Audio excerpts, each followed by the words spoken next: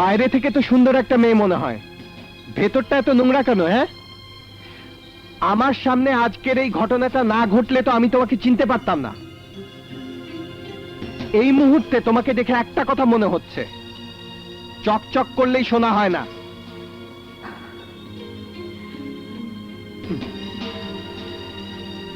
এই সমাজে ভালোভাবে বেঁচে থাকার মতো অনেক কাজ আছে, এজন্যই বলছি ধান্দাবাজির রাস্তা ছেড়ে দাও।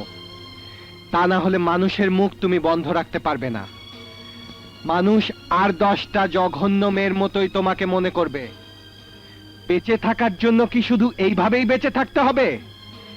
এটা ঠিক না।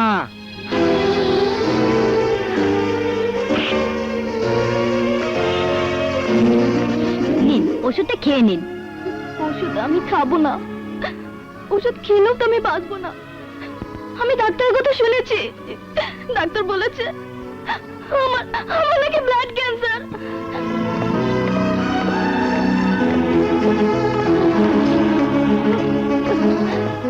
আমি বাঁচবো না। বুবু, বুবু, তুমি বলো না আমি ওষুধ খেলে বাঁচবো তো? এই পৃথিবীতে আমার এই ছোট্ট বোনটা ছাড়া আর কেউ নেই। ওর কথাটা মিথ্যে করে দিতে হলে আমার অনেক টাকার দরকার, তাই মিথ্যে কথা বলে টাকা জোগাড় করি শুধুমাত্র ওর চিকিৎসা করার জন্য। আমাকে কেউ যদি বলতো আমার এই দেহটার বিনিময়ে টুম্পাকে বাঁচানোর মতো টাকা দিবে, তাহলে তাহলে আমার এই দেহটাকে বিক্রি করে দিতাম। সবাই মরে, আমি না হয় আগে আগে মরে যাব। এই যা, তুই একদম কাঁদবি না, একদম কাঁদবি না। আচ্ছা, আমি না তোকে বলেছিলাম আমার মরে যাওয়ার আগে তুই বউ সাজবি? তুই বউ সাজবো, তুই বউ সাজ। আমি তোর বিয়েটা দেখে মরতে চাই।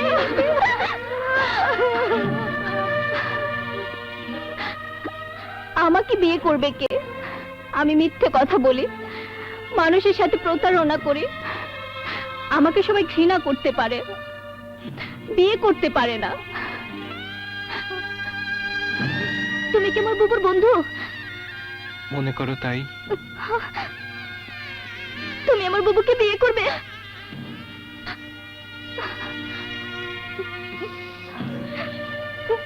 তোমার বুবুকে বিয়ে করলে কি তুমি খুশি হবে? হ্যাঁ, অনেক খুশি হব, অনেক খুশি হব। তাহলে তোমার বুবু বউ সাজবে, তোমার বুবুকে আমি বিয়ে করব। কি মজা, কি মজা! আমার বুবুর বিয়ে হবে, আমার বুবুর বিয়ে হবে। এমন মজা হয় না, গায়ে দেবে গায়ে না, আমার বুবুর বিয়ে হবে। বাজে কত বাজে না।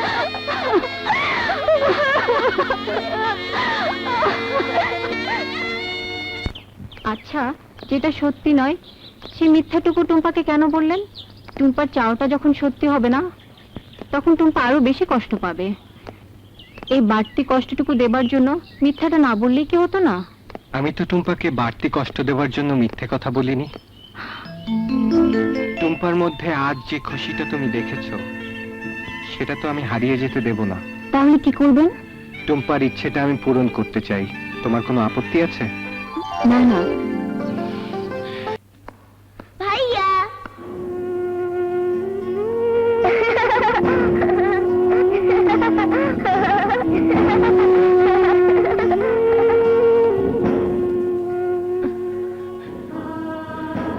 কাজল, বোন আমার, কোথায় তুই? রাস্তাঘাটে এত লোক আমাকে ভাইয়া বলে ডাকে, তাদের কারো ডাক তোর মতো মিষ্টি আপন করা ডাক নয় রে বোন। তোর সেই ভাইয়া ডাক নিজের কানে শোনার জন্য আমার মন প্রাণ ব্যাকুল হয়ে আছে।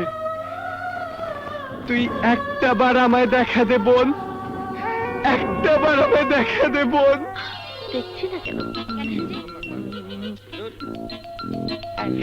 কেমন আছিস? মনসুর বই আনছিস দেখি?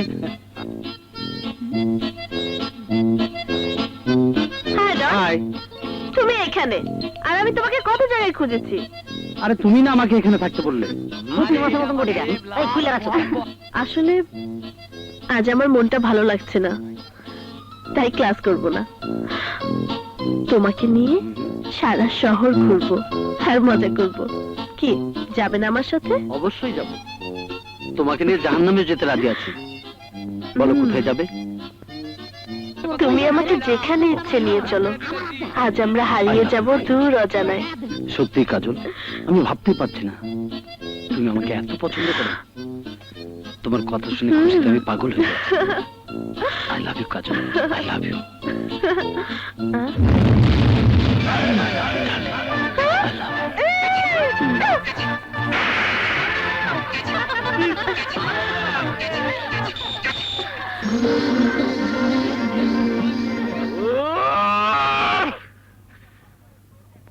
আসলে তোর মতো অকর্মা ভাই পৃথিবীতে একটাই।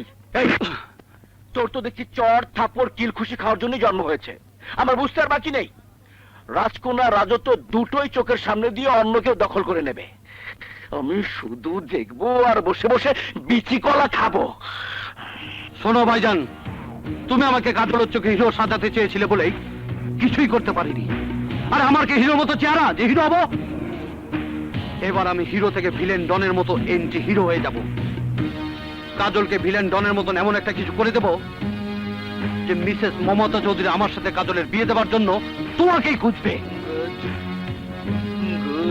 এরা হচ্ছে আমার ভাইয়ের মতো কথা।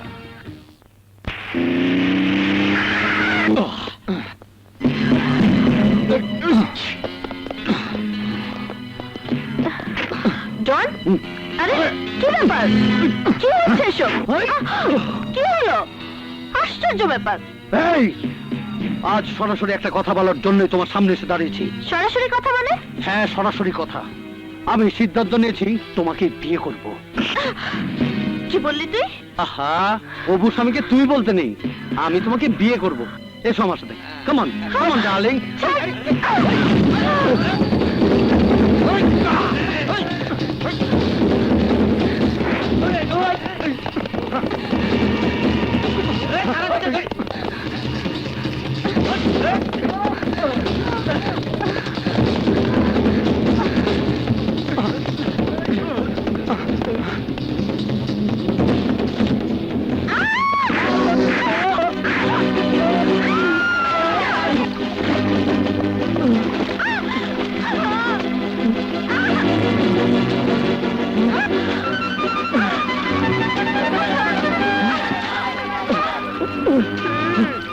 আরে এই বড় লোকের মেয়ে, এই বয়সে চোখের মাথা খেয়েছিস? আরে দিলি তো আমার সব সর্বনাশ করে। বিশ্বাস করুন, আমি ইচ্ছা করে আপনাকে, মানে আমাকে কিছু গুন্ডা তাড়া করেছে। ও মাই গড, আবার সেই নাটক? দেখুন, আপনি বুঝতে পারছেন না, আমার প্রচন্ড বিপদ। প্লিজ আমাকে হেল্প করুন, প্লিজ। তাই নাকি? কিরে, কাদার ভিতরে গেছেন গেছেন, আমার একটু সুযোগ দে।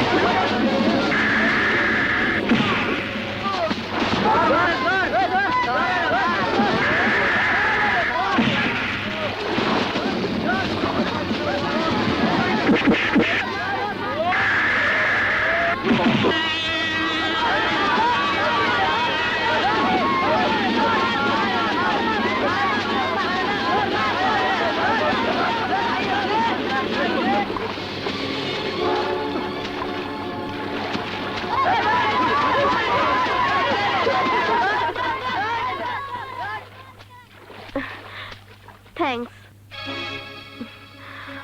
একটা কথা মনে রাখবেন, যারা অস্ত্র নিয়ে খেলে তাদেরকে বুলেটের আঘাতেই মরতে হয়, আর যারা সাপ নিয়ে খেলে তাদের সাপের ছোবলেই মৃত্যু হয়। এখনো সময় আছে, নিজেকে বদলান।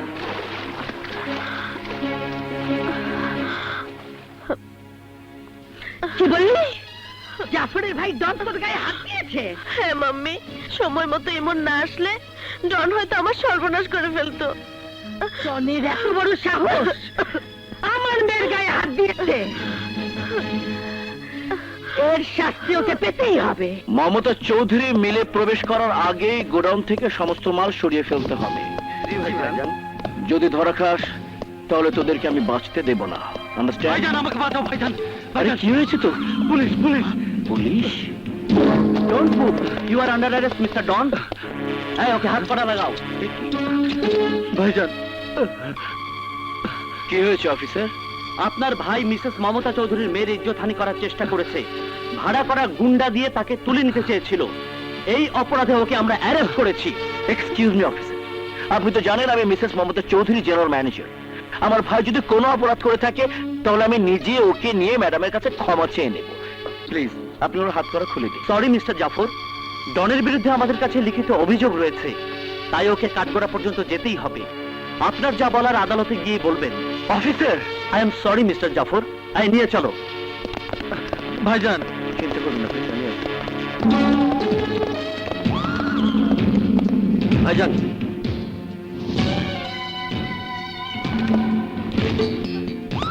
তোরা ভাবিস না, আমি ডনকে ছাড়ানোর ব্যবস্থা করছি।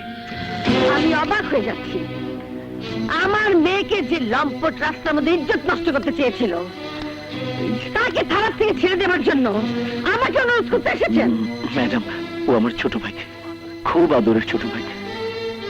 আমি আপনাকে কথা দিচ্ছি ম্যাডাম, এমন কাজও আর জীবনে কোনোদিন করবে না। আর একটা কথা না বলে দরজা খোলা আছে, বেরিয়ে যান। বেরিয়ে যাবার আগে আর একটা কথা শুনে যান, আপনার ভাইয়ের অপরাধে আমি আপনাকে চাকরি থেকে বরখাস্ত করলাম। Get out! আপনি কিন্তু আমার ডিসিশনটা নিয়ে বড় বেশি ভুল করলেন ম্যাডাম। কি বলতে চাও তুমি? আমাকে ভয় দেখাতে চাও? আমাকে ভয় দেখাতে চাও? আশরাফুল, জলিল। জি ম্যাডাম। ওকে ঘাড় ধাক্কা দিয়ে বের করে দে। ওদের সেই সাহস হবে না ম্যাডাম, আমি নিজেই চলে যাচ্ছি।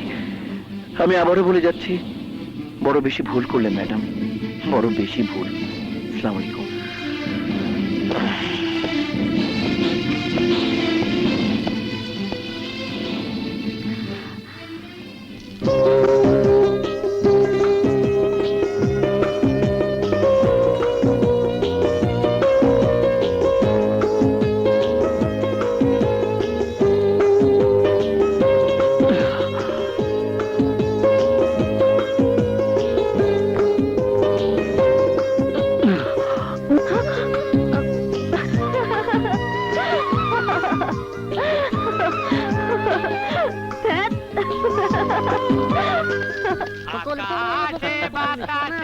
আরে পরে গান করিস, ওই যে রবিকে ডাক।